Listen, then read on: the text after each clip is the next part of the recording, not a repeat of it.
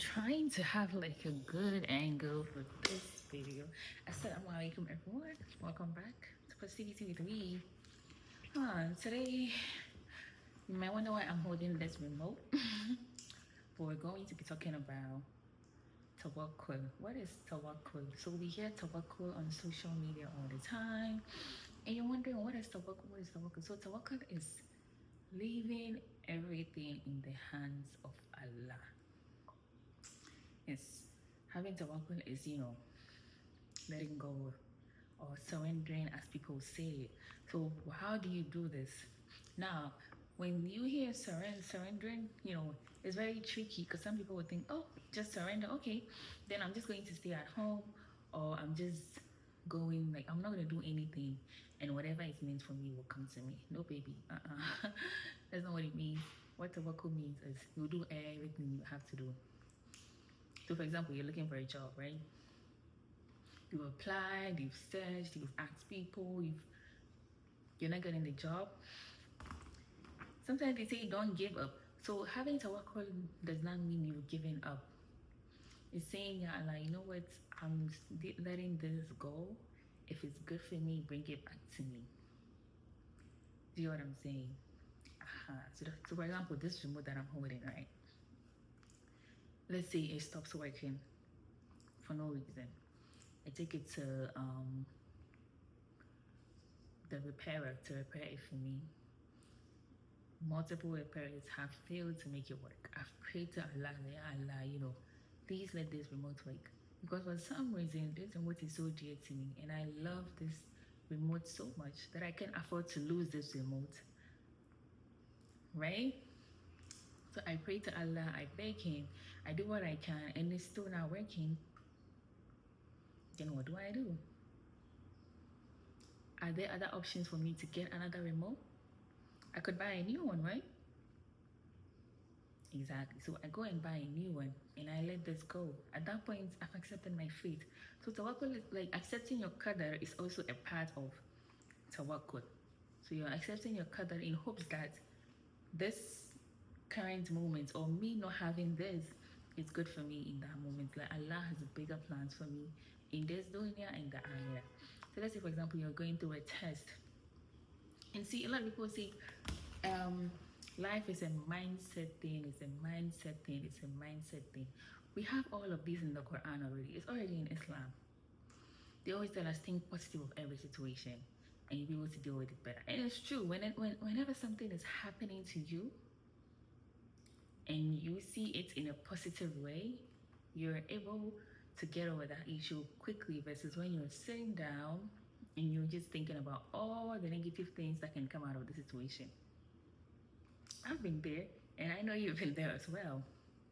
So what I'm trying to say is have tawakkul in Allah. But then, let me say this before I end it, because I'm trying to make my videos as short as possible, because we all have developed this short attention span maybe.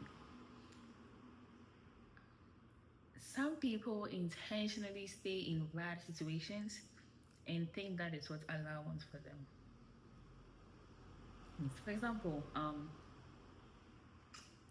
you work at a place where your boss is just terrible and wicked to you, and but then you've not gotten up to go and look for another job. You've not tried to speak to the boss and try to or you've not tried to even report your boss to anyone. But you're there and you're unhappy at that at that workplace, and you're just saying, oh, if that's what Allah wants for me, then it's better for me. No, you have to try as much as you can. So for example, if your boss is being abusive towards you, and in that moment you have bills to pay, and you've applied to multiple jobs, you've reported the boss, you told as many people as you want to tell, but then nothing is being done, and you know that in that moment, if I leave this job, I'm going to be homeless.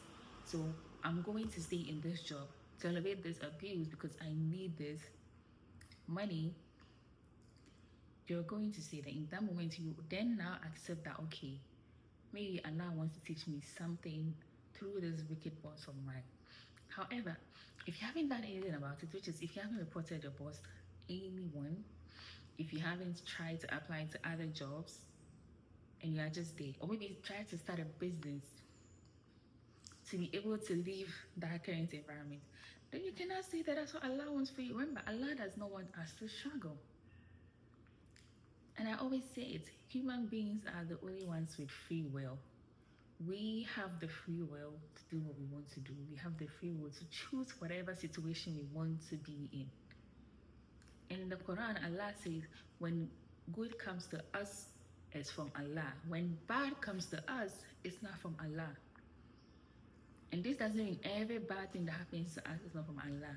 What this verse is trying to say is that sometimes there's some bad thing that, like, there's something that will come to us that we may think is bad, but it's not actually bad. It's good in the sight of Allah. However, if something bad happens to you and you know that you are the cause of it, and you take accountable, you realize, okay, yes, Allah said it right. Okay, because there's also a verse that says, and you may like a thing, but it is bad for you. And you may hate a thing, and it is good for you. So that's the end of today's video. I just wanted to record this quick video. And guys, I'm so sorry. I've just been so busy with life. My plate is so full, but this is something that I like. This is like a trust between Allah and I. This is something I wanted to do as a form of amana between Allah and I. So to help me, to help you, to help everybody else. And like I always say, if you think I made any mistake, feel free to correct me in the comment section. Feel free to share this video to your friends and loved ones and tell them to listen and subscribe and watch out for more videos. Assalamu alaikum.